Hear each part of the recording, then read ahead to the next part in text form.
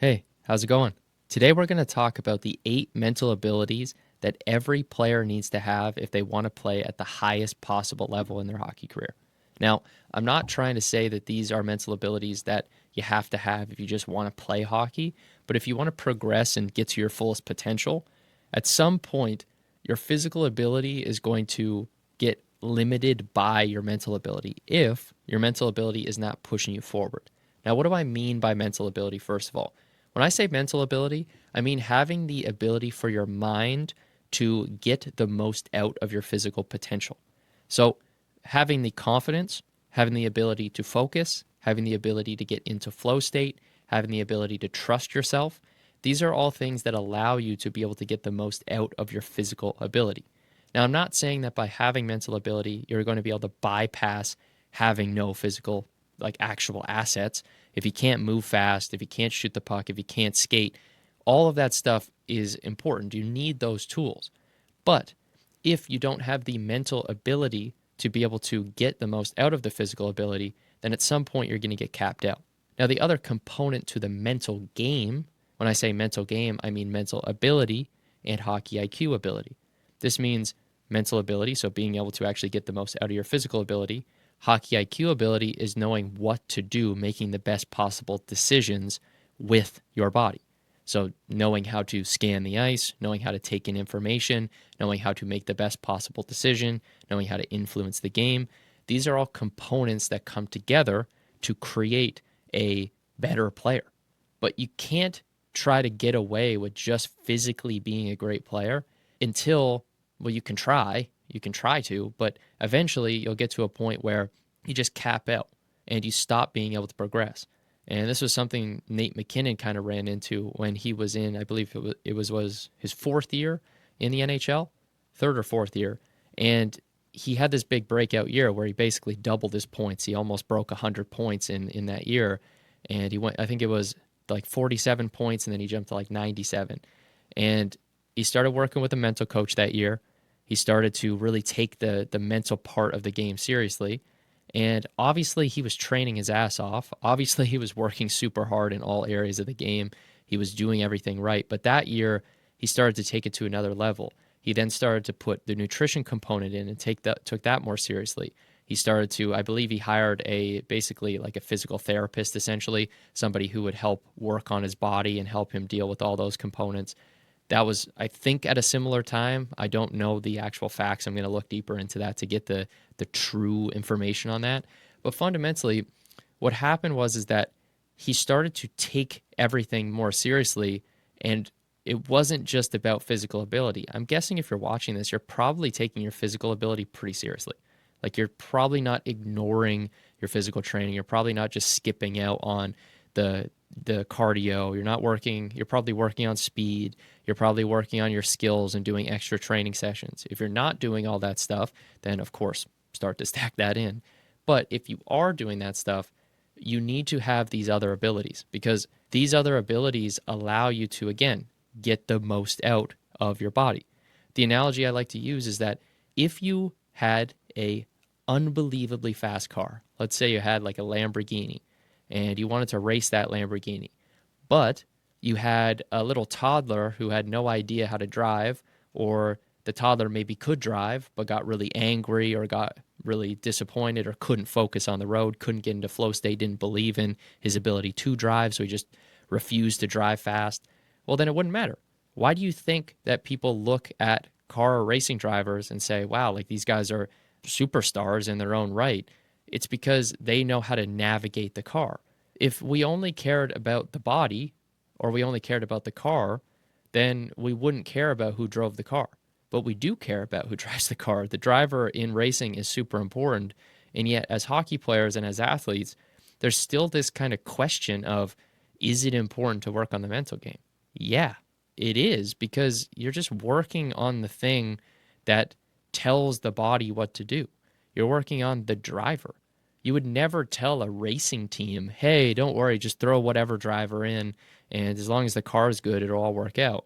That would make no sense. But yet sometimes as athletes, we don't think that we should work on the driver. We ignore the mental ability and the hockey IQ ability. But I'm trying to tell you that you have to do that. And so here's the 8 abilities. We'll break them down one by one. So the first one is confidence. So when I talk about confidence, what I mean is having the belief in yourself. Confidence is not just knowing that you can succeed, but confidence is knowing that you can handle any situation. So I don't like to look at confidence as simply just a percentage of likelihood of something happening. That's fundamentally what most people call confidence. But I like to look at it as if you go into a game, you know that you can handle whatever situation gets thrown at you. And this comes from how well you prepared, but it's not just how well you prepared the body, but it's how well you programmed the mind. Did you program the mind to be able to do the things you wanted to do? Confidence, I believe, is more of a byproduct of doing other things.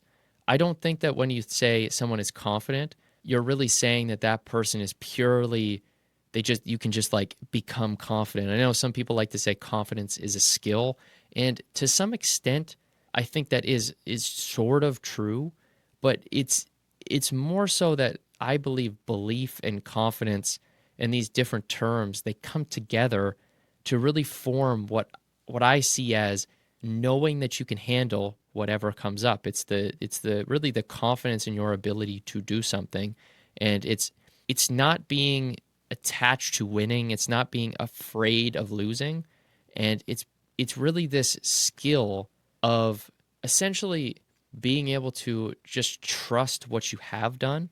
And that's why at times I even say to players that maybe it's not that you want to be confident, it's that you just want to not be worried and you want to trust yourself. You want to trust the software, the mental software, the things you've trained in your brain. When I say mental software, I just mean the things you've programmed into your brain, like the decisions you make, how you see the ice, the habits you have. It's really the software, and it's also the hardware. So how have you built the body, the hardware to play the way you want it to play, to do the things you want it to do? When your brain tells the body what to do, can your body do it? If you've done those things, then you're going to be confident that you're going to be able to succeed in all different situations. If you haven't, yes, you can kind of work on this idea of confidence. You can remove mental blocks. You can remove things like unnecessary or false beliefs, which is something we dig into a lot with players. You can take away and remove a belief. And once that belief is removed, then a lot of times things will open up for that player. Things will open up as much as your ability allows you to in the other 3 areas. So if your hockey IQ ability, your physical ability, and also your mechanical ability, so when I say mechanics, I just mean how well you move on the ice. If those 3 things are also high, then by removing a mental block, like a negative belief or a negative emotional pattern, are really just deeply connected things. It's belief and emotions are so deeply intertwined. But when you essentially, when you remove those, what then occurs is the other stuff unlocks. You get to tap into what you have there, but you need to have something there to unlock. If you open up a vault and there's nothing in the vault, well, that's great, you opened it up, but there needs to be something there. And so it's kind of this weird paradox where, yes, it is kind of like a skill to be confident, but I see it as more of a property that emerges from doing preparation, from knowing that you have a high likelihood of doing something, and then you feel this confident emotion. You're in this confident state, and it's not truly a state that you can always be in. You don't really want to be always confident, because even when you train, when you prepare yourself for other situations, you have to be able to step back and say, well, do I really need to be confident? Like, should I be confident in this situation? If you haven't done the work, well, maybe you simply have to let go of the need to be confident and simply step into the game and say, I'm going to do what I can. I'm going to let go of my attachment to winning. I'm going to let go of my fear of losing and just play and see what happens, right? That's what we're trying to unlock. That's what I help guys do, is it's being able to just tap into the just play. And that's where flow state starts to arise. And there are different techniques, there's different methods, there's different like frameworks we apply to get there. But that's, to me, what it means to get to be confident. Is confidence kind of unlocks the flow state. And that kind of connects into the second piece, which is that calm focus. And so when you have the confidence, the other piece of the puzzle that I see is that you also want to have the ability to calm yourself down, the ability to pay attention to what you want to pay attention to. And so if you can't control your mind, if you can't focus your attention on something, well, it's going to be very hard to get the right information and then use that information to make the right decision. Just burp there. And so the ultimate goal is training your mind or programming your mind to be able to focus when you want it to focus, and then understanding the difference between different types of focus. So there is something called open focus, which is being able to open up your attention. And this is more of a relaxing and more opening up and allowing much information, lots of information to come into your brain. So in a game, being able to open up your focus means being able to open it up to all the different things that are going on the ice. This is what allows you to essentially relax just a little bit. You're not trying to be like 100% relaxed on the ice, but you're trying to remove tension. You're trying to let go of that tension, play that tension-free hockey that a lot of people talk about. And when you do, this allows you to calm down, and then you can bring that focus in and you can direct it and narrow it on different things. So it's being able to narrow it and then open it up. Narrow it to something, open it up. And that comes from training that skill. How do I do it? How do I do it with players? Whether it's pro players, NCAA, junior, whether it's minor like AAA players, what do? We meditate. And that's not the answer everybody wants to hear, but that's what we do. We do different forms of meditation. There's different ways to approach it. There's different techniques. And I recommend that you try out, just go on YouTube, just search meditation techniques, do a 5-minute one. There's different ways you can train your focus, again, opening and closing it. And there's different focal points, focusing on the breath, the body, sight. You can focus on touch. You can start to bring spatial awareness in. And all of these things are different skills you can develop. They're tools in the toolbox that you can build. And so when you build these tools, when you learn these skills, these allow you to be able to get better at focusing, because that's what we want. We want to have the ability to focus, right? We have the ability to be confident. We have the ability to focus. And again, having that confidence allows us to get into the flow state, allows us to get into that calm focus state. Again, flow state is basically the calm focus state, right? But it's a skill that allows us to then move into the ability to play the way we want, to get into the right state, to flow, to play tension-free. And so that's how we work on that second skill, is using different meditation techniques, which fundamentally meditation is just directing your focus. So that's what we're doing, is we're directing our focus on different things, training that, learning how to focus, learning how to quiet that egoic voice, get into our software, tap into our ability to play. And then that naturally puts us into this creative flow state, which I call playing as your true self or your superstar self. The best version of you comes out when you are able to get into that right state. The third piece, the third software piece, is coachability. Now, the reason I say this is a mental ability is because you have to be able to shed your ego enough to be able to be coachable. You have to be able to let your coach give you information, and you analyze that information, and you don't look at it emotionally. You don't get mad. You don't get sad. You don't try to block it out. You hear it. If there's something to take from it, you learn from it.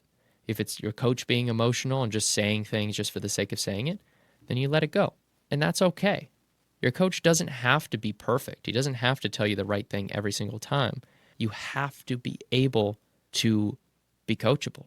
You have to develop the ability to listen, to be able to quiet your mind, quiet the voice in your head, hear what's being said.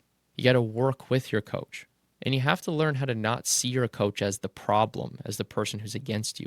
Something that they talk about, or we talk about when it comes to negotiation, is the ability to get on the same side of the table as someone else. And so what you can think about when it comes to getting on the same side of the table is to talk to your coach as somebody who wants you to win, as somebody who wants to help you. And so get on the same side. Literally imagine when you're talking to them, you guys are on the same side. You're looking at something together and working together. You're not facing off against each other. And this was one of the biggest mistakes I made in my junior career. I was so angry at coaches. I always felt like coaches were against me. And at times, maybe they didn't want me to succeed. At times, maybe they just didn't know exactly what they were doing. And at times, maybe I was just purely wrong and they did have the right information. I just wasn't taking it. And so, this is where you have to be able to distinguish, hey, are my parents helping me? Am I listening to my skills coach? Am I listening to my mental coach? Am I listening to my on ice coach? And one of the biggest things I try to do with all my players is it's not about taking your coach's advice or your coach's coaching as the word of God and saying that this is just true. But I always try to help players listen to what they say and then take that information and apply it into their game. So if you're a player who's not sure what it is your coach is trying to get at, or if your coach is giving you information and then your parents are telling you something different and then your skills coach tells you this and somebody else tells you that, my advice is to look at what your actual hockey coach is saying, because what they're actually trying to communicate is, in my opinion, the most important thing, because they're the one who dictates if you go on the ice. This isn't tennis. This isn't badminton. It's not a sport where it's just you on your own. It's not like golf. You have to do what your coach wants to some extent. Now, you can obviously be creative and maneuver within the rules that they give you, but you have to learn to work with them. You have to be coachable. If you want to move to the higher levels, you have to be coachable to some extent. You can try to not do this. You can kind of disobey this law and say, no, I don't have to be coachable. I can just do whatever I want. And yeah, if you are a phenom, yes, you can get away with that 100%. If you're going out there scoring like 4 or 5 points a game every game and just dominating, yes, you don't have to be coachable. But if you get to a higher level and you stop doing that, if you stop providing enough value that makes up for you just being a complete asshole, well, then at some point it's going to catch up. I'm just trying to be honest with you. So you have to be able to distinguish that. And when you do realize that coachability is a skill and you go into that and lean into it, ask yourself right now, am I being coachable? Am I as coachable as I could be? And then if you're not, start to apply principles of how well do I listen? How well do I take what my coach says and then actually look at my game objectively, not subjectively, so not from your own opinion, but openly, and just say, what is it that I could do to be better? What is it that I could do to take that information and improve? A lot of times it'll help you. The fifth mental ability component or law is the law of compete. And so what I mean by this is you have to compete if you want to play at a high level. And you have to find a way to compete in yourself consistently. A lot of times players come to me and they will say, how do I play more consistently? Well, typically playing more consistently is a combination of all of the mental abilities, but this law of compete will always come out, which is, are you competitive? Are you trying to win at all times? And my recommendation is, if you want to be the best player you can possibly be, look at what the best athletes have been in every single sport across all of time. They're always the most competitive. They always want to win. They always want to crush everyone. It's just true. Like, look at anybody who is the best. Look at the best of the best in every sport. Tom Brady, absolute killer. Look at Tiger Woods, absolute killer. He literally said, winning is fun, but beating people is better. Tom Brady made everything personal. Michael Jordan made everything personal. If you look at, well, Wayne Gretzky might be the only exception to this. I just don't necessarily know if, I don't know how honest he is about the way he approached the game. Maybe he really did just look at it as like, just go have fun, just go play. I don't know. But what I do believe is that it tends to be this ability to find this killer mentality, this deep compete. And so if you want to be able to do that, my recommendation is just find a clear story for every single game that gives you a reason to compete. It can be a personal thing about the other team. So maybe reading into something that, drives you and pulls something out of you. It might be just stepping back and asking yourself the question, why am I here? What do I need to do to play at my best? But whatever it is, you need to create a story, right? Just like a storybook, like a actually story that gives you a purpose gives you a why to go and beat someone else. Because what is going to allow you to beat people is a high level of desire to win. It sounds almost stupid to say. This is the balance, is that you have to have the other mental abilities so that you don't lose your focus, so that you don't doubt yourself, so that you do trust yourself, so you're calm, you're focused, and you're deeply in that killer mindset. And then when you find that balance, this is where you unlock a deeper level of your potential. You unlock your ability even more. Now, I think this is the fifth thing, maybe it's the sixth thing. I call this the mentality specific to your role. And so what I mean by this mental ability skill of mentality specific to your role, is that it's being able to switch your mentality to what your current role is. So you have to be able to ask yourself, what does my team need from me now? What is my role on my team? You can go back and watch a whole bunch of videos on me talking about what role is. Knowing what your role is, knowing what's expected of you, and then training to perform that role. Training and preparing and putting yourself in the right mentality. If you need to be a hitter, getting into that very physical and violent mentality. I like to tell people, think of yourself as almost like a hitman, going out, calm, cool, collected, going out and making hits. Maybe you need to be more aggressive and fiery. You have to find that mentality that works for you for the role. Maybe you need to be a goal scorer. Do you want to be more like an Ovechkin, a super, probably like a young Ovechkin, but super energetic, explosive, just firing all around the ice, having fun? You want to be like a Kucherov, relaxed and loose and flowy. Find your style. Find the mentality you need to play the role that you're given. When you find that mentality, it allows you to play the way you want to play. The next mental ability, which I'm just going to say this is, it's within mental ability. Fundamentally, I do think it's one of the four pillars. Again, the four pillars are mental ability, hockey IQ ability, physical ability, and mechanical ability. But I just put hockey IQ ability into mental ability because I just think that mental ability is, it kind of connects so deeply to hockey IQ. So you have to have high hockey IQ. That's basically what I'm saying. And now everybody wants to have all these bullshit conversations about what is hockey IQ, what is it not.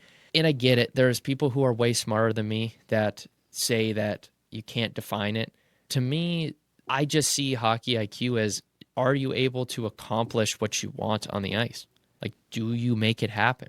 If you can't, then obviously you don't have hockey IQ. If you can make what you want happen, then you are making it happen. You have the intelligence. Like, intelligence, in my mind, this is something the unreal business guy, Naval Ravikant, he just says, to him, intelligence is getting what you want. Intelligence is, if you want to be happy, then you find a way to be happy. If you want to be rich, you find a way to be rich. That's intelligence. It's, can I get what I want? Well, can you get what you want on the ice? That's hockey IQ, right? And if you don't have clear goals and your goals are off and you don't think the game clearly, or you're selfish and you're just trying to score and you're not worried about the team's success, well, then that may be perceived by other people as lacking IQ. But that might just be you're kind of an asshole. That might be the problem. You just might not be you might not have the right goals, which are then leading you to get what you want. So maybe you are playing the way you want, which means you have high hockey IQ, but you're just not playing the way other people want. And so they see that as, oh, well, this guy's dumb. But in reality, it's just your goals are off. If you change the goal, you'll probably be able to accomplish what you want. That's just me guessing at it for a lot of players. But there are a ton of sub-skills within hockey IQ, and I think that's where people get kind of mixed up with it and say, oh, what is hockey IQ? Is it the ability to see the ice? Is it the ability to make smart passes? Is it the ability to not get hit? Well, I just think it's all getting what you want. If you want to avoid getting hit, well, then that is good if it's a part of your desire. If you're a big ass physical player, then maybe you do want to get hit sometimes and you want players to hit you so you can hit them back. So then that would be high hockey IQ. So all that stuff, they're subcomponents of hockey IQ. They're all pieces of the hockey IQ puzzle. And so to me, I like to break hockey IQ into basically these subcomponents. So it's the ability to be aware of what's going on and collect the correct information. It's the ability to influence the game the way you want. It's the ability to make the most effective decision. And it's also the ability to be able to then adapt and adjust to the changing environment as different stuff comes up. All of those things, if you do them at a high level, you'll get what you want on the ice. And then you need to get better at establishing what you want to get on the ice. This is where role comes in. You establish what type of player you want to be, which then allows you to define what goals you have, and that allows you to then use your hockey IQ to create those outcomes. But if you don't have clarity on what you want to create, then it's going to be very, very fucking hard to create what you want. So that's why we start early off in the program, in all of our programs, helping players set clear goals on what type of player they want to be. I call this establishing your identity, your hockey identity, or as some people like to call their alter ego. But their alter ego has goals. Their hockey IQ ability then carries out. So that's the key there. And we're going to go in depth with all of these. We'll talk more in depth with each of these mental ability components in future podcasts. We'll have tons of conversations about it. So don't worry, this isn't the end of it, but this is just a piece of the puzzle that I wanted to talk through and just help you guys understand the core components of it.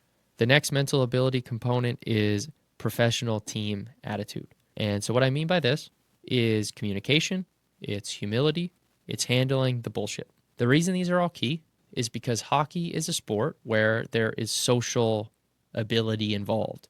And I've actually been debating and considering kind of calling this the fifth pillar of the four pillars of performance and calling it the fifth pillar, which is social ability. It's your ability to communicate. It's your ability to interact with people effectively. It's your ability to be a leader. It's your ability to handle bullshit that comes at you from, again, teammates. Maybe you have bullying. Maybe you have guys being just like assholes to each other.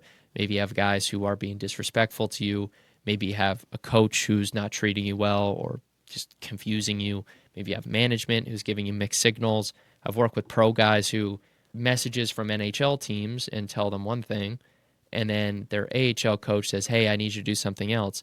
And then they have this kind of bullshit of like, what do I do? You're literally the team that I'm trying to play on is telling me one thing, but this guy's telling me I need to play this way in order to get there. What do I do? That's a skill. That's a mental skill. Well, what else would that be? Like if you didn't have a brain, could you solve that problem? Obviously not. So it's a mental skill. It's a mental ability. And that's why you need to develop this as a mental ability. This is what I teach players, right? And so that's the key piece is, can you handle that bullshit? Can you communicate effectively? Are you able to talk to teammates, coaches, management, fans? Can you speak to them effectively? Can you get the right information to them? And can you receive information, process that information, and then communicate it back? See how this is very similar to hockey IQ ability? It's being able to get what you want out in the world with other people, getting them to do what you want. That's what persuasion is. That's what negotiation is. It's all. Now, humility, I just consider as, you could almost consider this its own like mental ability. But what I mean by humility, and this is basically coachability, is just being able to not be a asshole or an asshole. That's the right way to say it. But what I mean is that, are you able to not get caught up in the ridiculousness sometimes of, maybe it's the partying, it's going and drinking, it's maybe drugs around you. It's being able to be, one is kind of aware and focused. This is kind of a conversation of macro, micro focus, but it's also humility of like, I know that I'm not better than other people. I know that I can get caught up in these things. And so having the skills and ability to step away from these things, having the ability to listen to people, not thinking you're better than you are, actually like being able to objectively look at yourself, not just being biased and looking at yourself and saying, I know what I need. I don't need anybody else's help. One of the dumbest things I ever did was just say, I'm going to figure it out myself. I try to do this in so many areas of life. The truth is, ask people, get information from people who've been through stuff, and just get help. Get help with your mental game. Get help with your skills. Get help with your physical training. Have a physical trainer, have a mental trainer, have a skills trainer, have an IQ trainer, have everybody, have people who help you. Look at the best people in the world. They have teams around them. Build a team around you. This is something we work with players to do, is helping them understand how to build a team around them. And something we're probably going to look at in the future is, how do we effectively help install that into your game. But depending on what your budget is, what do you invest in to properly put those pieces together? Something about our programs is that we actually have those systems in place. We have physical ability stuff. We have full in-season and off-season workout programs.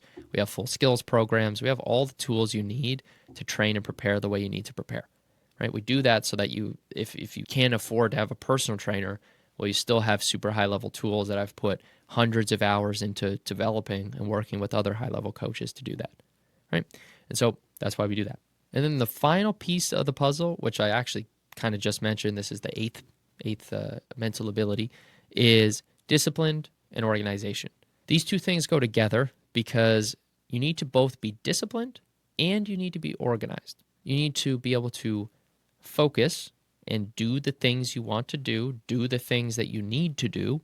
And this is where there's actually quite a conflict, is that sometimes the things you want to do and the things you need to do are different, which causes a lot of problems, right? If you know you need to do something, you need to do a workout, you need to go stretch, you need to go to bed on time, but you want to go party, but you want to go drink, but you want to watch TV and stay up all night or scroll on Instagram or TikTok.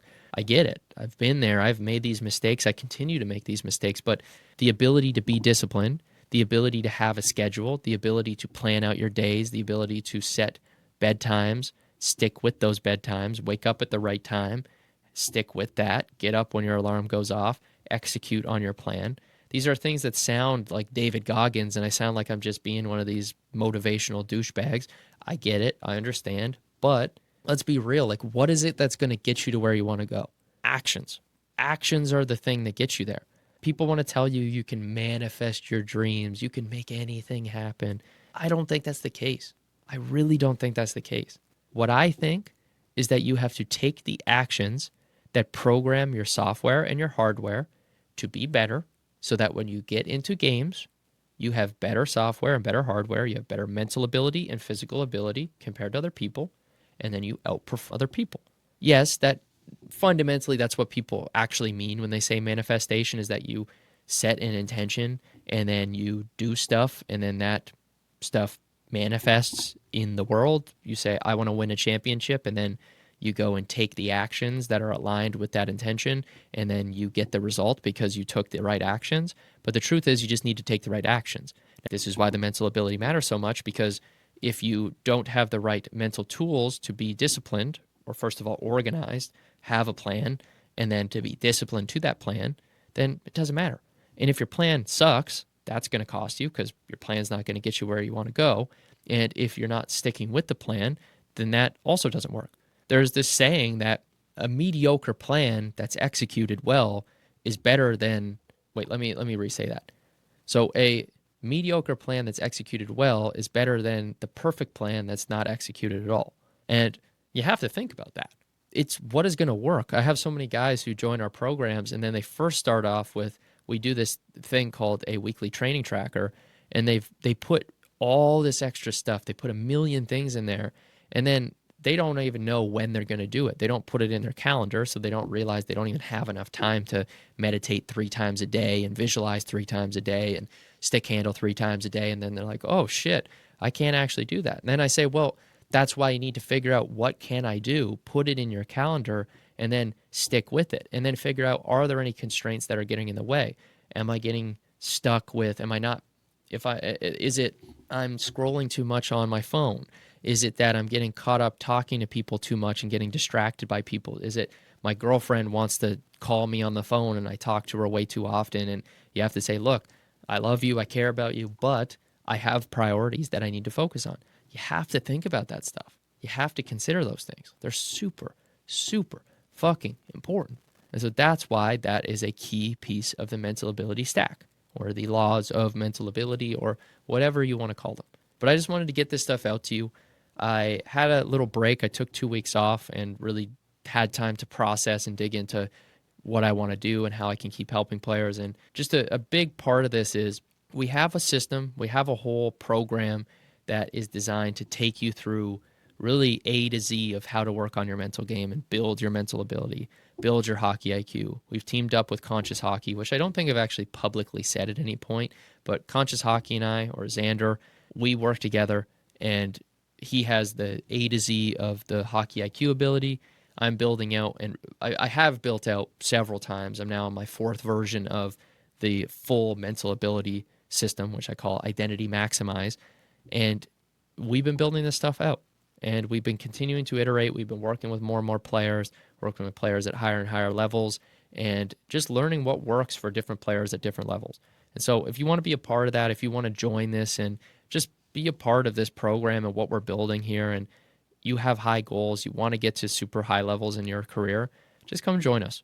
We have a bunch of different programs at different price ranges that work. If you want to just join the free school group, there's links below you can join. If you haven't joined the free school group, I really don't know what you're doing, because there's like a free course in there, guides you through a lot of the basics, helps you understand how this whole system works. If you want to join the more paid stuff, just come apply. There's, again, link below to apply. I'll hit you back super quick within a couple days if I think I can help you. Message me on Instagram if you want more support. Follow me on the short form platforms, because I'm going to be really taking a step forward in making the short form stuff all about helping you to solidify a lot of the principles that I do teach in the full A to Z program. So in Identity Maximize, I'm going to be teaching all of those and starting to share more tools, put that stuff out there. So I really appreciate you supporting it. I really ask, I know we have at least 50, 60, 70 people who listen to this like super consistently.